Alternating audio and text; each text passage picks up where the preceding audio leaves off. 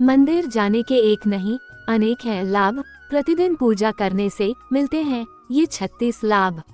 मंदिर जाने के वैज्ञानिक कारण हो सकते हैं। क्या होगा मंदिर जाने से? देवालय, शिवालय, रामद्वारा, गुरुद्वारा, जिनालय सभी का अर्थ अलग अलग होता है। मंदिर को अंग्रेजी में टेम्पल कहते हैं। मंदिर का अर्थ होता है मन से दूर कोई स्थान। मंदिर का शाब्दिक अर्थ घर भी होता है। आओ जानते हैं मंदिर जाने के 35 चमत्कारिक फायदे। लेकिन उससे पहले अगर आप भी चाहते हैं कि लक्ष्मी माता का आशीर्वाद आप पर बना रहे तो वीडियो को एक लाइक करें, चैनल सब्सक्राइब करें और कमेंट में जय लक्ष्मी माता जरूर लिखें। 1. आकस्मिक घटना दुर्घटना। यदि आप प्रतिदिन मंदिर जा रहे हैं तो आप अपने जीवन में आने वाली उन घटनाओं से बच सकते हैं जो कि आकस्मिक आती है, जैसे दुर्घटना, हत्या, आत्महत्या जैसी नकारात्मकता आपकी जिंदगी से दूर रहेगी। 2. भूत पिशाच। मंदिर जाने वाले व्यक्ति के मन में भरपूर सकारात्मकता और आध्यात्मिक बल होता है, जिसके चलते उसके आसपास नकारात्मक ऊर्जा उसके पास फटकती भी नहीं है। आप इस ऊर्जा को भूत, पिशाच या प्रेत भी कह सकते हैं। मंदिर जाने वाला भयमुक्त जीवन जीता है। 3. रोग या बीमारी। मंदिर में जाकर आप मंदिर के नियमों का पालन करते हैं, व्रत, उपवास और पाठ में विश्वास करते हैं, सोच समझकर आहार विहार करते हैं तो आपको किसी भी प्रकार का रोग या बीमारी नहीं होगी। 4. दुख या शोक। मंदिर जाकर मन में विश्वास और आत्मबल का संचार होता है, जिसके कारण मन में किसी भी प्रकार का दुख या शोक नहीं रहता है।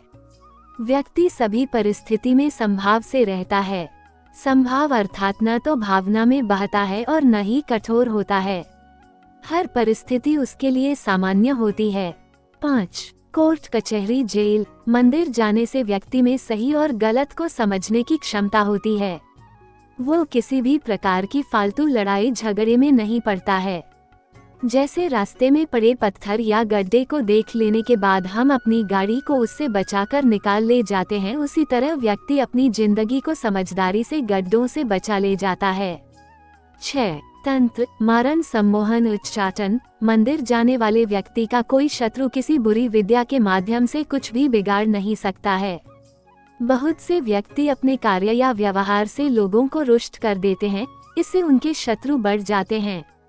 कमजोर शत्रु हमेशा सामने की लड़ाई नहीं लड़ते हुए पीठ के पीछे ऐसे कार्य करते हैं जिनको अंधविश्वास की श्रेणी में रखा जाता है। मंदिर जाने वाले लोगों को इससे कोई फर्क नहीं पड़ता है। 7. कर्ज से मुक्ति। मंदिर जाने वाले व्यक्ति के जीवन में कभी ऐसे संकट नहीं आते हैं कि वो कर्ज में डूब जाए। थोड़ा बहुत कर्ज होता है तो कोई फर्क नहीं, कर्ज भी सोच समझ कर लें। यदि ज्यादा है तो उसके चुकता होने के निश्चित ही मंदिर से ही रास्ते निकलते हैं। मन मंदिर में विश्वास है तो इस बाधा व्यक्ति मुक्त हो जाता है। 8. नौकरी और रोजगार। आप बेरोजगार है या आपका व्यापार नहीं चल रहा है तो निश्चित ही आपको प्रतिदिन मंदिर जाना चाहिए। आपको जल्द ही सफलता मिलेगी। हालांकि जो प्रतिदिन मंदिर जाकर प्रार्थना और पूजा पाठ करता है उसके साथ यह समस्या नहीं रहती है। होती भी है तो वह दिमाग पर बोझ नहीं लेकर कर्म करता जाता है और सफल हो ही जाता है।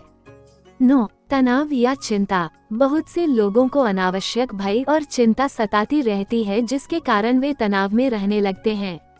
तनाव में रहने की आदत भी हो जाती है, जिसके चलते व्यक्ति कई तरह के रोग से भी घिर सकता है। लेकिन मंदिर जाने वाले के दिल और दिमाग में ये सब नहीं रहता है। 10. गृह कलह। प्रतिदिन मंदिर जाने वाले में मन और मस्तिष्क में कलह या क्रोध नहीं होता है।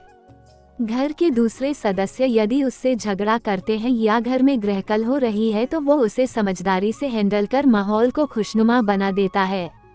11. पैदल भ्रमण। प्रातः काल पैदल ही मंदिर जाने से व्यापार भी होता है और हमें प्राणवायु भी अच्छे से प्राप्त होती है।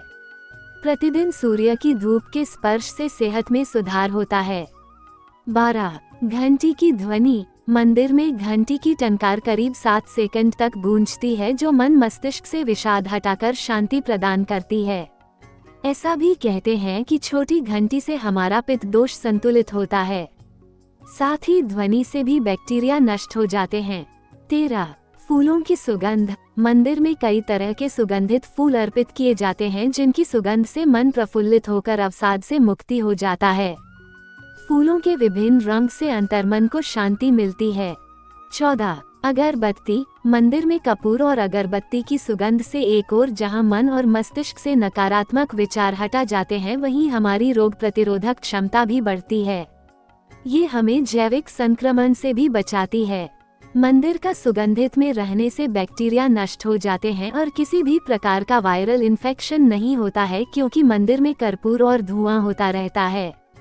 15 आरती। जब हम मंदिर में आरती या कीर्तन के दौरान ताली बजाते हैं तो यह एक्यूप्रेशर का काम करती है। इससे हमारे रक्त संचार सुचारू रूप से संचालित होता है और शरीर की मांसपेशियां भी मजबूत होती है। 16 जप। आरती या चालीसा को जपने पढ़ने से हमारा वाणी दोष भी दूर होता है। ओम के उच्चारण से हमारा चित्त एकाग्र होता है। 17 शंख। आरती के बाद शंख बजाया जाता, जो श्रद्धालुओं के लिए बहुत सुखदायी और स्वास्थ्य वर्धक है। शंख बजाने वाले के फेफड़े मजबूत होते हैं। 18 जय घोष। आरती के बाद देव देवताओं, भारत माता आदि के जय घोष से आत्मविश्वास के साथ ही देशभक्ति जागृत होती है। इसी के साथ हर मंदिर में गौ रक्षा और गौ हत्या बंद होने करने का संकल्प भी लिया जाता है। 19 ज्योति। आरती लेने से हमारी हथेली की कोशिकाओं को दिव्य ऊष्मा मिलती है और हमारे भीतर पल रहे सभी विषाणु और जीवाणु समाप्त हो जाते हैं। आँखों पर हथेलियां रखने से गर्माहट आँखों के पीछे की सूक्ष्म रक्त वाहिकाओं को खोल देती है और उनमें ज्यादा रक्त प्रवाहित होने लगता है, जिससे हमारी आँखों की ज्योति बढ़ती है।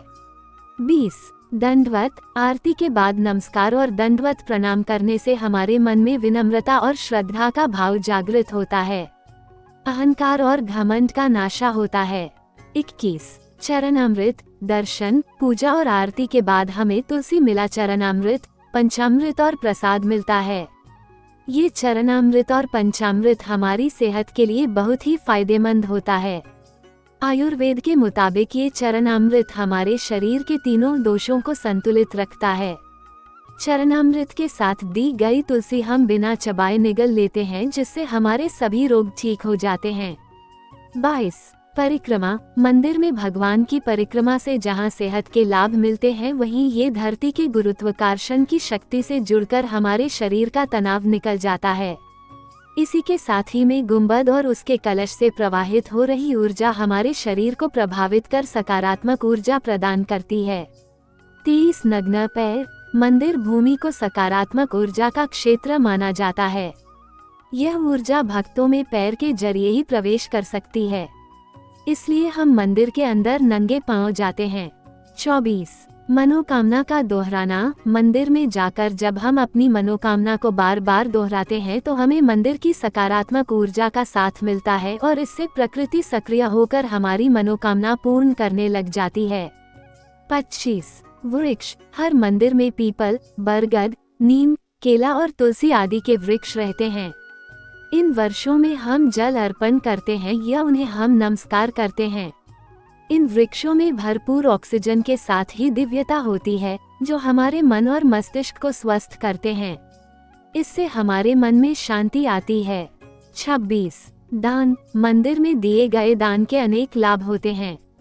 दान से हमें कृपणता नहीं रहती है और हम चीजों के प्रति आसक्ति नहीं पालते हैं। इसी के साथ ही हमारे सामाजिक दायित्वों का भी निर्वाह होता है। 27 सामाजिक प्रतिष्ठा। मंदिर जाने से हमारी सामाजिक प्रतिष्ठा बढ़ने के साथ ही जान पहचान भी बढ़ती है।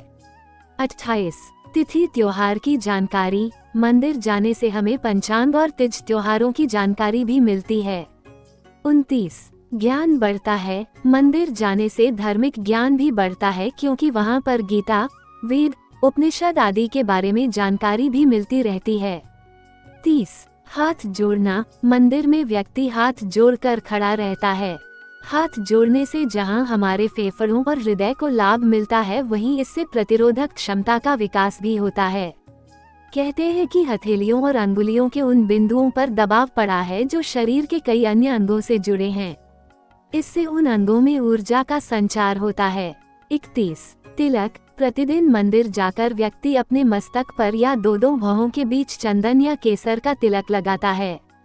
इस तिलक लगाने जहां शांति का अनुभव होता है, वहीं इससे एकाग्रता बढ़ती है।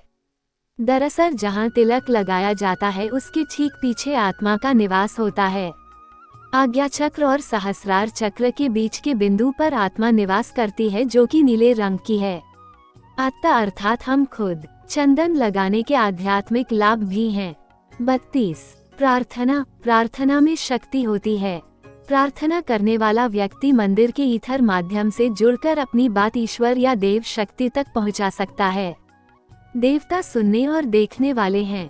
प्रतिदिन की जा रही प्रार्थना का देवताओं पर असर होने लगता है। मानसिक या वाचिक प्रार्थना की ध्वनि आकाश में चली जाती है। प्रार्थना के साथ यदि आपका मन सच्चा और निर्दोष है तो जल्द ही सुनवाई होगी, और यदि आप धर्म के मार्ग पर नहीं हैं तो प्रकृति ही आपकी प्रार्थना सुनेगी, देवता नहीं। प्रार्थना का दूसरा पहलू ये कि प्रार्थना करने से मन में विश्वास और सकारात्मक भाव जागृत होते हैं, जो जीवन के विकास और सफलता के अत्यंत जरूरी हैं। 33 पूजा। पूजा एक रासायनिक क्रिया है। इससे मंदिर के भीतर वातावरण की पीएच वैल्यू, तरल पदार्थ नापने की इकाई, कम हो जाती है, जिससे व्यक्ति की पीएच वैल्यू पर असर पड़ता है। यह आयनिक क्रिया है जो शारीरिक रसायन को बदल देती है। ये क्रिया बीमारियों को ठीक करने में सहायक होती है।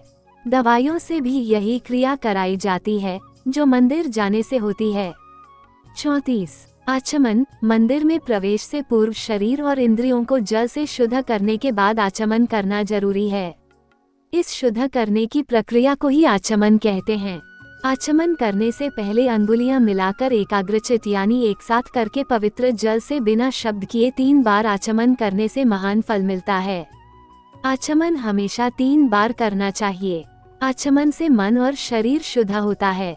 35 मंदिर का शिखर। मंदिर में शिखर होते हैं। शिखर की भीतरी सतह से टकराकर ऊर्जा तरंगे व ध्वनि तरंगे व्यक्ति के ऊपर पड़ती हैं। ये परावर्तित किरण तरंगे मानव शरीर आवृत्ति बनाए रखने में सहायक होती हैं। व्यक्ति का शरीर इस तरह से धीरे धीरे मंदिर के भीतरी वातावरण से सामंजस्य स्थापित कर लेता है। इस तरह मनुष्य असीम सुख का अनुभव करता है। पुराने मंदिर सभी धरती के धनात्मक पॉजिटिव ऊर्जा के केंद्र हैं।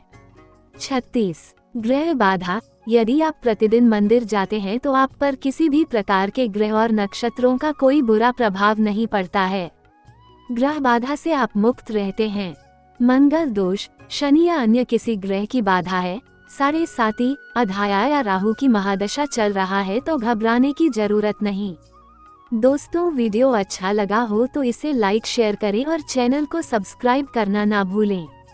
वीडियो को देखने के लिए आपका धन्यवाद।